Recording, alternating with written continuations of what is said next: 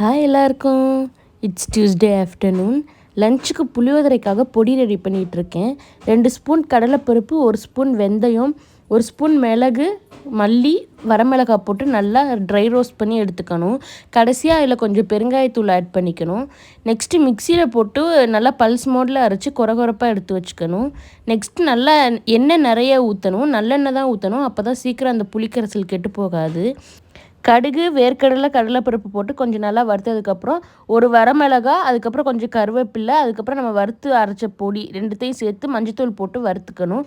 கெட்டியாக கரைச்சிருக்க புளித்தண்ணியும் உப்பும் ஊற்றி கொதிக்க விட்டுறணும். நல்லா கெட்டியாக அல்வா பதத்துக்கு வந்ததுக்கப்புறம் ஆற வச்சு சாதம் போட்டு பிரட்டினீங்கன்னா ரொம்பவே சூப்பராக இருக்கும்.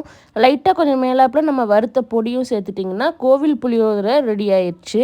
அதுக்கு சூடாக அப்பளம் வறுத்து சாப்பிட்டுக்கலாம். வேறு ஏதாவது உங்களுக்கு வத்தல் வேணுனாலும் சாப்பிட்டுக்கலாம். தேங்க்ஸ் ஃபார் வாட்சிங்.